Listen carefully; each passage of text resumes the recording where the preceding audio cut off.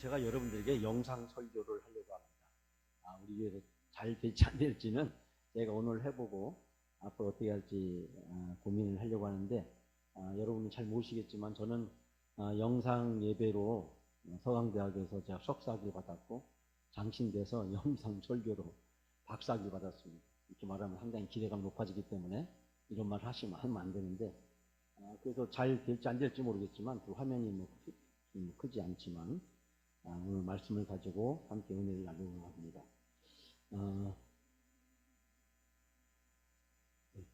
우리에게 가장 중요한 일이 무엇일까? 우리 인생에 있어서 2022년을 맞이해서 여러분이 가장 중요한 것을 꼽는다면 어떤 걸 꼽을 수 있겠어요?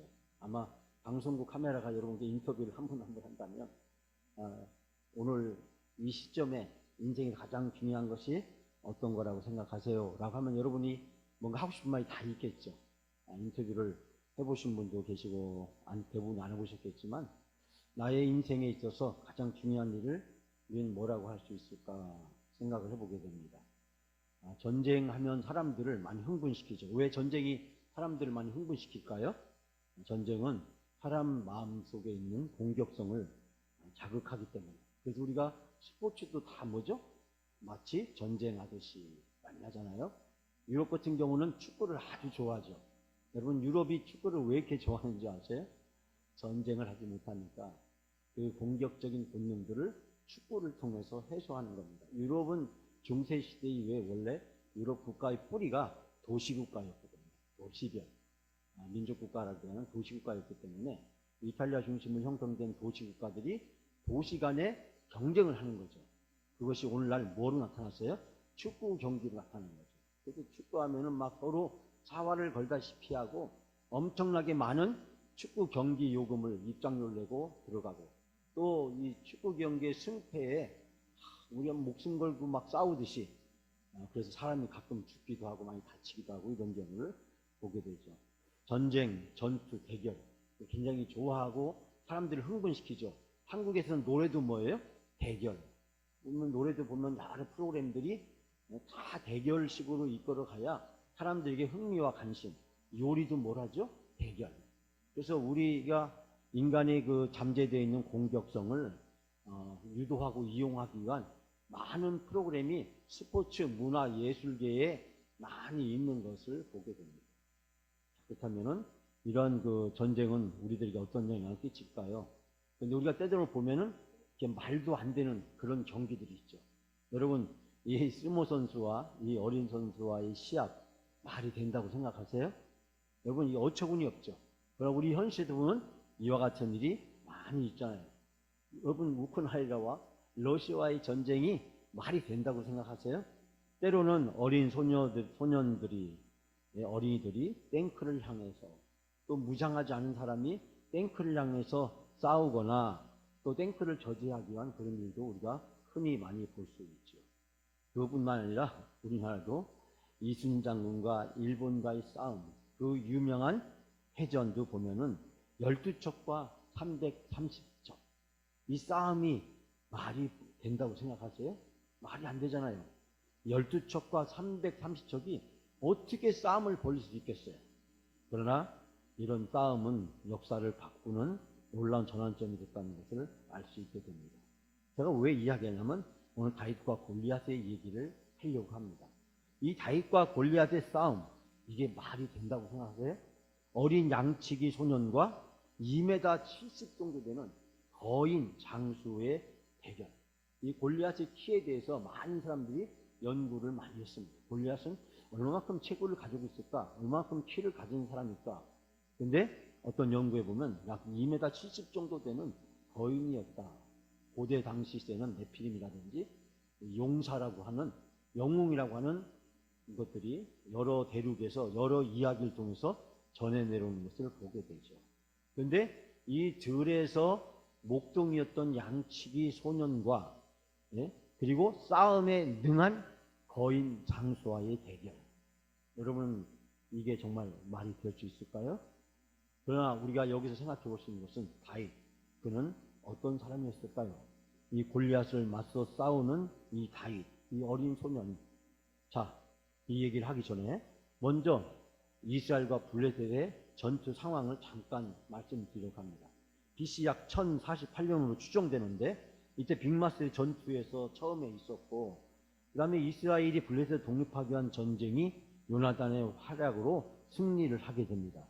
그래서 에베이스마뎀이라는 전투에서 블레셋의 복수전이 다시 일어나게 되고, 그 결과로 엘라 계곡에서 양군의 진영이 모여서 다시 복수를 위한, 전세를 역전시키기 위한 전쟁이 진행되고 있었습니다. 처음에는 블레셋이 항상 우세했지만 요나단의 활약으로 일부 전쟁에서 이스라엘이 승리하게 되었고, 그것에 대한 블레셋의 복수전이 시작이 되었고, 그러면서 전쟁은 이제 전면전으로 확대가 되면서 이스라엘과 블레셋 사이에 돌이킬 수 없는 전쟁으로 이어져 가고 있는 것을 보게 됩니다. 자, 이 전투, 이스라엘과 블레셋의 전투는 이 다골 엘라의 전투에서 결국 이 다윗과 골리앗 간의 1대1의 대결로 벌어지게 됩니다. 이 고대 사회에서 이 전쟁은 가끔 장수 간의 전쟁으로 승패를 결정짓는 것과 종종 있었습니다. 여러분 영화에서 보셨죠? 많은 군대를 희생시키지 말고 우리 장수끼리 싸워서 전쟁의 승패를 결정짓자라고 하는 그런 것입니다. 이 블레셋은 당시 해양 문화를 등에 업고 강력한 철기 문화를 가지고 그들이 내륙으로, 해안에서 내륙적으로 확대되고 있었고, 그에 비해서 내륙에 있었던 이스라엘은 주로 산지에 흩어져 있었기 때문에 청동기의 군사적 무기를 가지고 무장되어 있었습니다. 그러다 보니까 이 철과 청동의 차이는 뭐냐면, 칼이 부딪히면 청동이 그 철로 된 칼에 제대로 견디지를 못하죠. 그러니까 결국은 이 전투에서는 블레셋이 압도적인 우위를 가지고 있었고, 군대 숫자나 무기나 여러 가지 측면에서 블레셋은 싸움에 능한 데 비해서 이스라엘은 상대적으로 농사를 짓거나 당시에 목축업에 종사를 하다 보니까 전쟁에서 상당히 불리한 열세적 상황에 있을 수밖에 없었습니다. 이 블레셋은 해양 지역에서 이제 내륙으로 세력을 확대하면서 자기들의 견고한 어떤 교두보를 확충하기 위해서 이스라엘을 향한 공격을 끊임없이 거듭했던 것을 알 수 있게 됩니다. 이 전쟁이 일어났던 엘라 계곡, 그것은 어디일까요? 지금 지도에서 잠깐 보여주고 있는데, 이 지역을 좀 더 확대해서 본다면 이 엘라 계곡의 모습은 이 사울의 캠프가 있는 지역과 그 다음에 이 블레셋의 진영이 있는 곳과의 사이에 계곡이 있었고, 이 계곡 사이를 두고 양군의 진영이 마주보고 있었습니다. 그런데 이 양쪽이 그 누룽지 언덕 위에서, 구름 위에서 거주하고 있었기 때문에 상대를 공격하기 위해서는 언덕에서 내려와서 다시 상대방 지역으로 쳐서 올라가야 되는 그런 상황이었습니다. 즉 다시 말하면 상대를 공격하는 것이 그만큼 어려운 상황이었다라는 것을 알 수 있게 됩니다. 양쪽이 이와 같이 대치 국면에 있어서 상대방을 공격하려면 적어도 3배 이상 많은 숫자를 가지고 공격을 해야 이 전쟁에서 유리하게 이끌어 갈 수가 있게 되었습니다. 그러니까 수비가 10명이면 공격하는 사람은 30명 이상이 돼야 이 전쟁을 유리하게 이끌어 갈 수 있는 그런 상황이었다라고 하는 것입니다. 그렇기 때문에 이 전쟁을 앞두고 서로 장수를 내세우게 되는데, 이 블레셋은 골리앗이라는 장수를 내세웠지만, 그러나 이스라엘은 내세울 만한 별 볼 일이 있는 장수가 없었다라고 하는 것입니다. 이 당시대뿐만 아니라 이 고대 사회에서 전쟁을 수행하는 병사들을 3가지로 나누는데, 첫 번째가 바로 칼과 창으로 무장한 보병. 대표적으로 이 골리앗은 보병 출신. 칼을 가지고 있었고, 창으로 자기를 보호하면서, 그리고 칼을 가지고 있었는데, 재밌는 것은 오늘 성경 본문에서 발견하시피 한 병사가 골리앗의 방패를 두고 앞에 가고 그 뒤를 골리앗이 뒤따라 나왔다라는 것을 알 수 있게 됩니다. 여기서 이제 여러 가지를 많이 상상할 수 있게 되는데 뒤에 다시 설명하겠고요. 두 번째는 기병이었습니다. 우리 알다시피 말을 타고 신속한 기동력을 가지고 적을 공격하는 이 기병이 있었죠. 세 번째는 발사병, 우리가 흔히 말하는 화살을 쏘는, 오늘날 말하자면 포병, 대포를 쏘거나 미사일을 쏘는 그런 병사들이 있었는데, 이 고대 사회에서는 화살을 쏘는 궁수가 있었고, 또 우리가 잘 알려지지 않지만 또 다른 발사병이 있었는데 추석병이라는 사람도 있었다라는 것입니다. 이 고대 전쟁사에서 보면 많이 이제 찾아볼 수 있게 되는데, 이 추석병은 뭐냐면 돌을 던지는 겁니다. 우리가 쉽게 얘기하면 행주산성에서 행주 치마를 두른 우리 조선의 아낙네들이 돌을 가지고 그 산성 위에서, 산성 위로 올라오는 일본군을 향해서 돌을 던졌다라는 거죠. 이것도 어떻게 보면 추석병이라고 얘기할 수 있지만, 이 고대 사회에서는 아주 훈련된 추석병이 있었다는 거예요. 돌을 던져서 상대방을 저격하는 저격수가 있었다는 거죠. 오늘날 말하자면 아주 좋은 장거리 소총을 가지고 몇백 미터 이상 떨어져 있는 적을 저격하는 그런 저격병이 아니라 돌을 가지고 던져서 저 몇백 미터 이상 떨어진 적을 맞춰서 쓰러뜨리는 그런 추석병이 있었다. 즉 다시 말하자면 이 골리앗은 보병 출신이었어요. 그래서 오늘 본문에서 보면 뭐라고 합니까? 나와서 나하고 싸우자라고 하는 것입니다. 이 보병은 근접 전투에 강하고, 기병은 말을 타고 신속하게 이동하기 때문에 넓은 평지에서 전쟁하기가 유리하고, 발사병은 주로 숨어서 높은 데서 적을 저격하는 일을 하게 되는 것을 보게 됩니다. 이 고대 전투에 있어서 이 세 가지, 기병과 보병과 이 발사병이 있는데, 이 중에서 가장 중요한 것은 보병이었습니다. 칼과 창과 싸우는 보병이었고, 우리가 여호수아도 대표적으로 이 보병 중에 한 사람이었다는 사실을 알 수 있게 되고, 오늘 본문에 등장하는 골리앗도 이 보병이었죠. 그거에 비해서 다윗은 어떤 사람이었을까라고 했을 때 이 발사병에 속한다라고 이야기할 수 있다라고 그렇게 이야기합니다. 이스라엘은 훌륭한 기병을 가지고 있지도 못했고 발사병도 가지고 있지 못했습니다. 농업이나 주로 목축업에 종사했기 때문에 이스라엘의 군사적인 능력은 상당히 골리앗에 비해서, 이 블레셋에 비해서 열세에 처해 있다는 것을 알 수 있게 됩니다. 여기서 이제 주목받게 되는 것이 바로 이 추석병인데, 고대 그리스에 보면 이 캐스트로스라고 하는, 즉 일본에서는 뭐 투탄대, 우리나라에서는 물매, 무릿돌, 줄판매 말로 쓰여졌다라고 이야기를 합니다.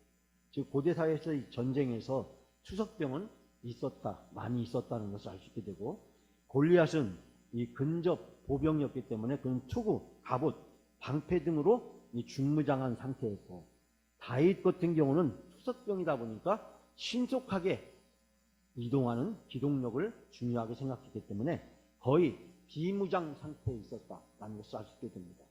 들에서 목동이었기 때문에 바로 기동력 있게 양떼들을 돌보면서, 때로는 이리와 늑대로부터 양떼를 보호하는 역할을 하다 보니까 주로 걸어서 빠른 시간 내에 양떼들을 보호하고 지키는 역할을 했다. 그래서 그에게 있어서 거의 물맷돌을 제외하고는 비무장 상태였다는 것을 알 수 있게 됩니다.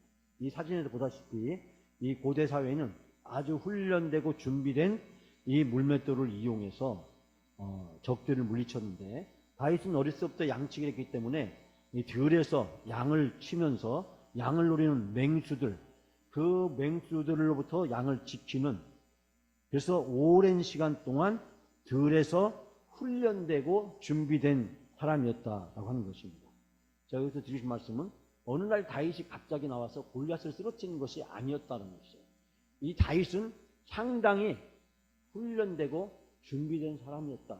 하나님은 이 다윗이 들에서 양을 돌볼 때 그 양을 지키고 돌보는 일을 통해서 다윗을 훈련시키시고 다윗을 연습시키시고 다윗을 사용하실 계획을 가지고 계셨다라는 것입니다.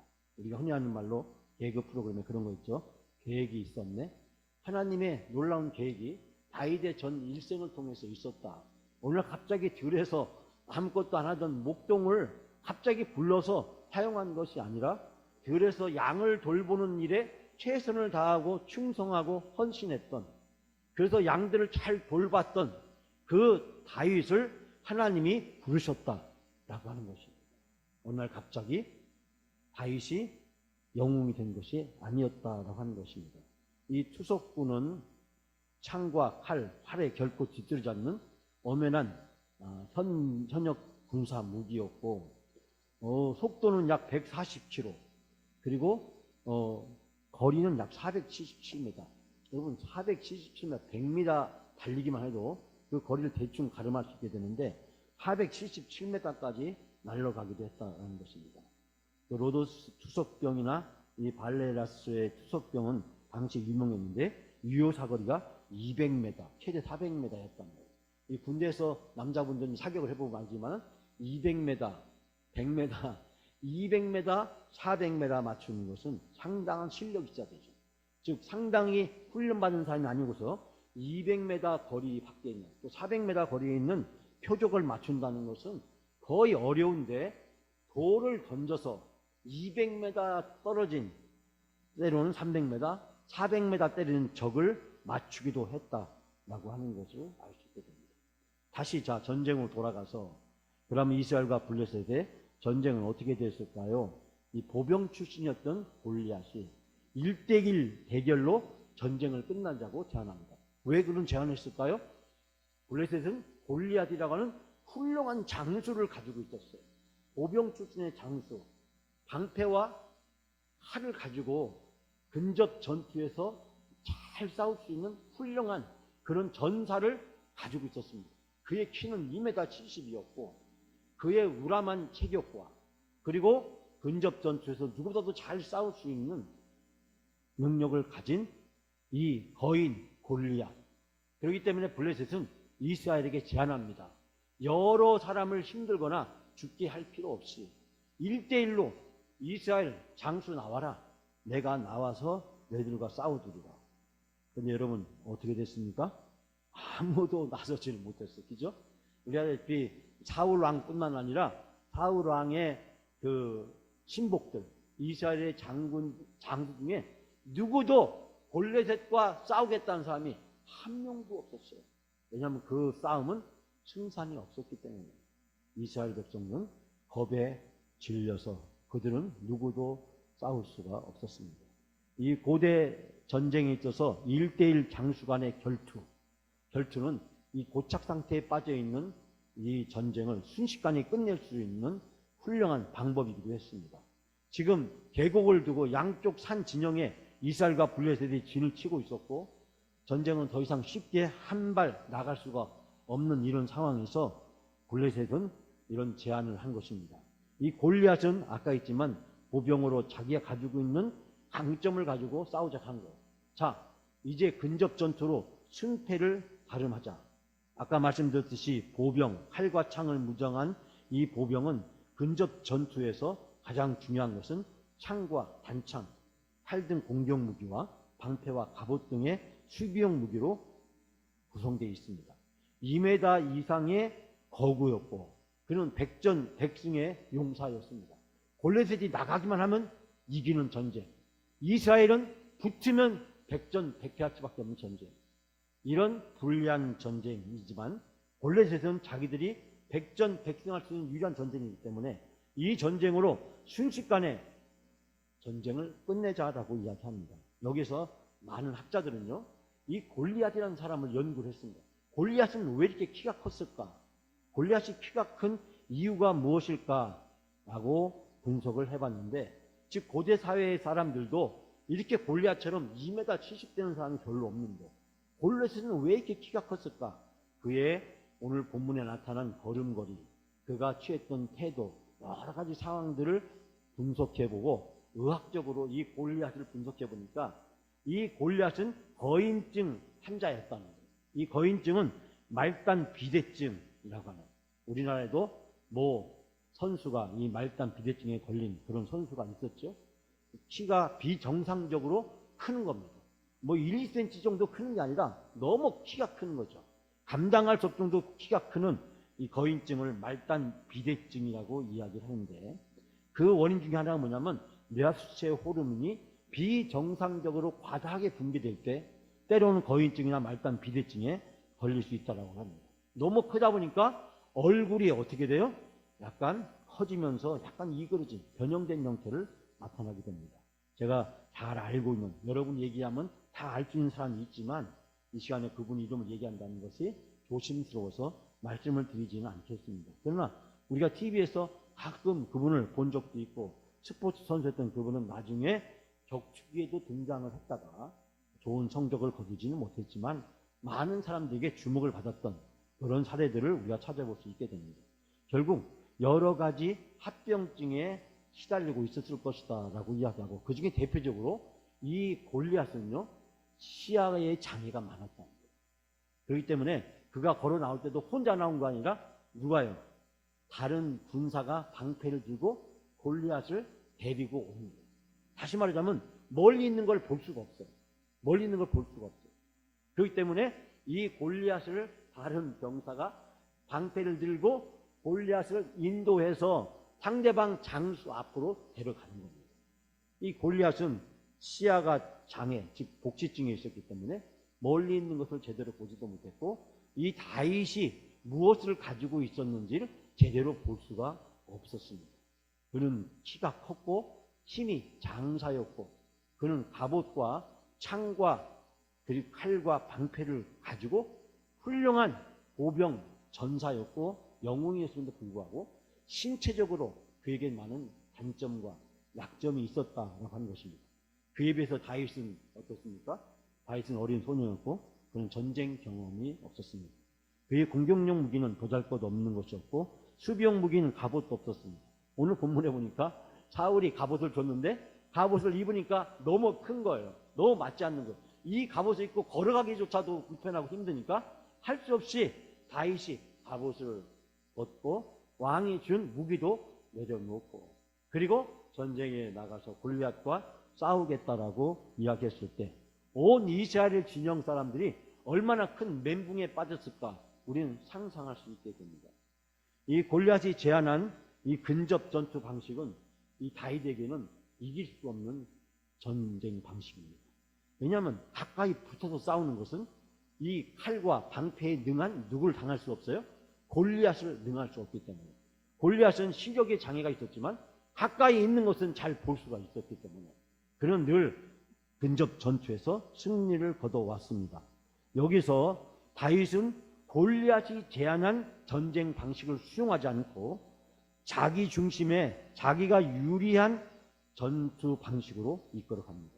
즉 보병의 근접 전투가 아니라 표석병으로, 즉 그가 목동으로 오랜 시간을 양을, 그리고 그 양을 짐승으로부터 보호하기 위해서 썼던 그 방식, 때로는 사자와 이리와 늑대를 때려잡기도 하고 매우 쫓기도 하고 그 양떼를 보호했던, 즉 추석을 통해서 적을 물리칠 수 있는 자기만의 방식으로 대결을 준비합니다.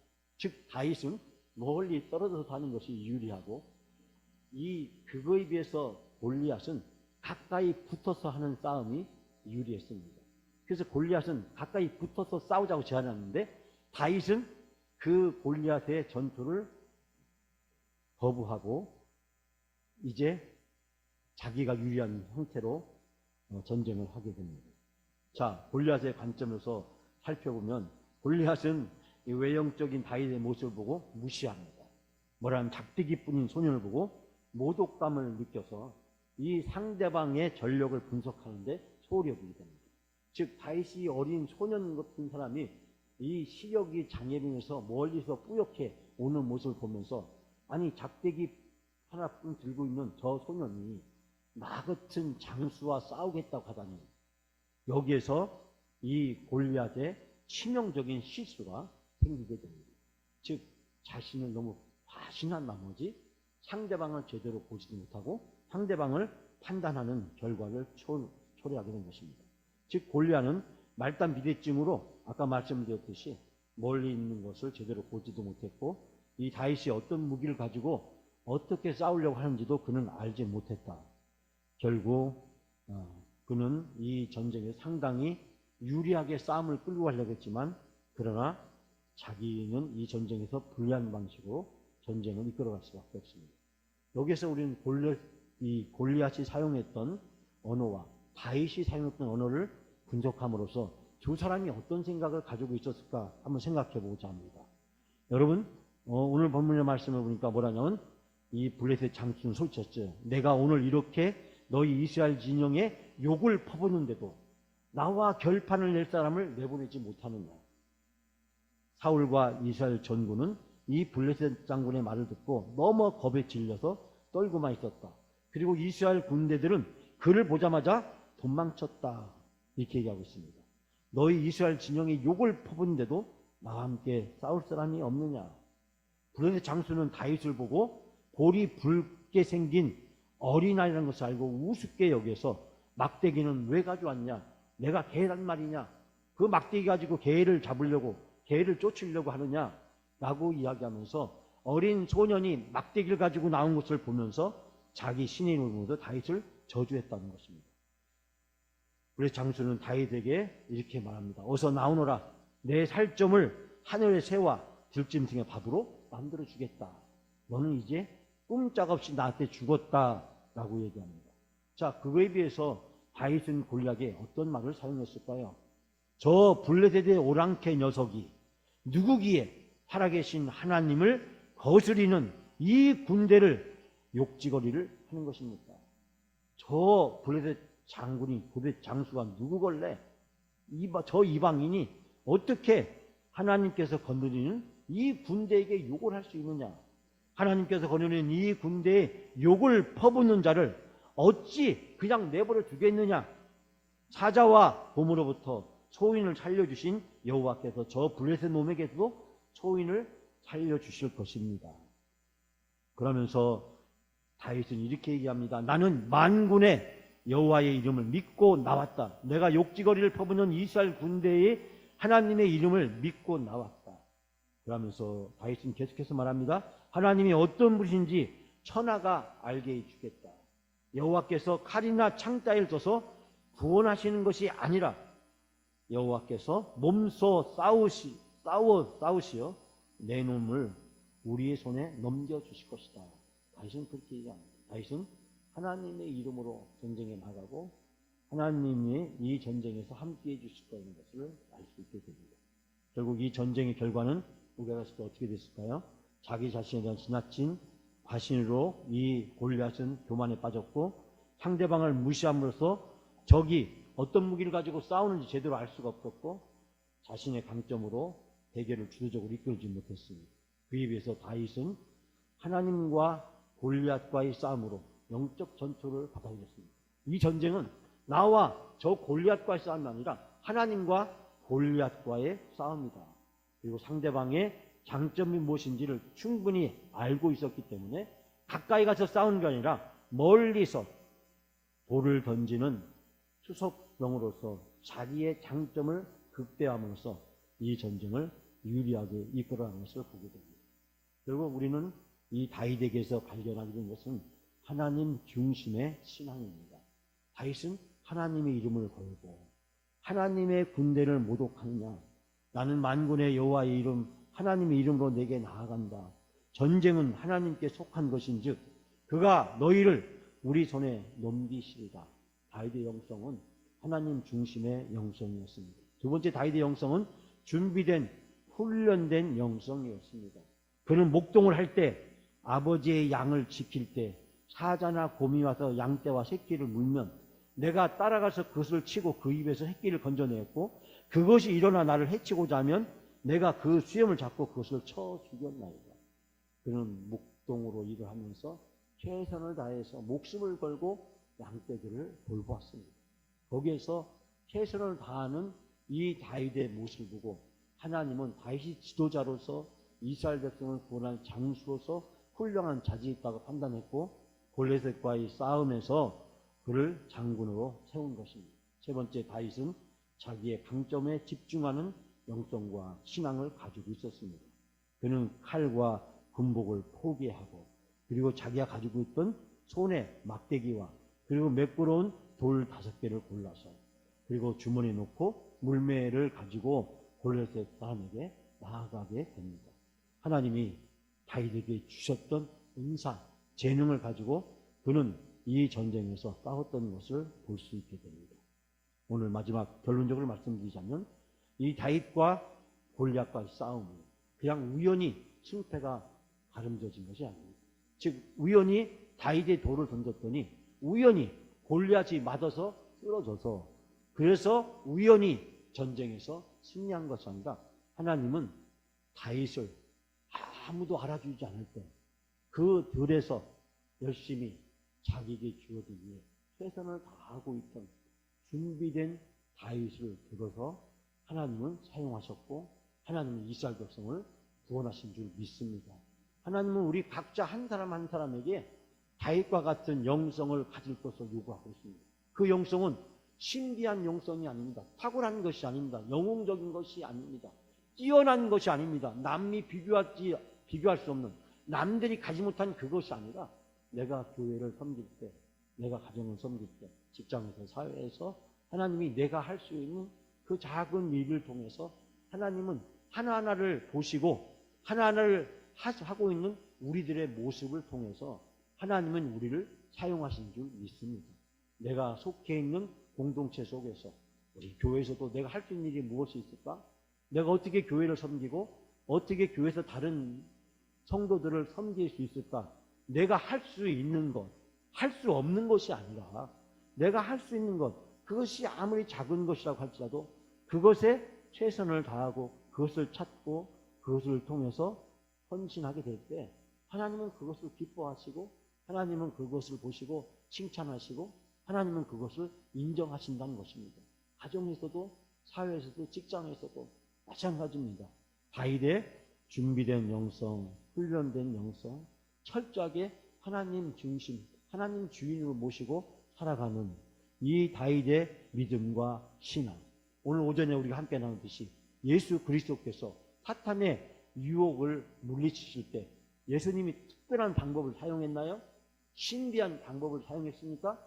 초월적인 방법을 사용했습니까? 예수님이 기도하니까 하늘의 문이 열리고 막 불이 내려가지고 사탄을 마귀를 제압했나요?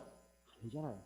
예수님은 말씀으로 사탄과 마귀의 유혹에 대처했고 하나님 말씀 앞에서 마귀는 예수님 앞에 꼼짝 못하고 물러가게 되고 천사가 예수님을 수종들었다 라고 하는 것이 오늘 오전에 우리에게 주신 말씀이잖아요. 세상에서 가장 달콤한 유혹, 너무 달콤해서 잘 보이지도 않고 느낄 수도 없고 저게 유혹일까 하니까 판단하기가 너무나 어려운, 그런데 오늘 본문에 보면 너무 큰 거인, 거대한 시련, 환난, 어려움, 역경, 우리 앞에 때로는 그게 있잖아요. 작은 병도 있지만 때로는 암과 같은 큰 병이 있듯이 우리에겐 때로는 큰 문제가 있기도 하고 작은 문제도 있기도 합니다. 그러나 하나님은 작은 문제 하나를 어떻게 우리가 영적으로 신앙으로 받아들이고 대처하느냐에 따라서 하나님은 우리 자신들이 얼마나 신앙적이고 영적인가를 보시고 계신 줄 믿습니다. 사랑하는 여러분, 열심히 기도하고 깨어서 성령 충만하게 될 때, 말씀에 의지해서 살아가게 될 때 우리 앞에 놓여진 것이 아무리 달콤한 유혹이라도 아무리 거대한 환난이라도 그것을 능히 이겨낼 수 있는 힘과 능력과 지혜를 주실 줄 믿습니다. 이번 한 주일 동안도 우리 모든 영광 성도님들이 다 깨어서 특별 새벽기도 마지막 기간에 열심히 기도하고 성령 충만해서 여러분이 어디에서 무엇을 하든지 가정에서나 사회에서나 직장에서나 학교에서나 승리하시는 여러분 삶이 되시기를 주님의 이름으로 축원합니다.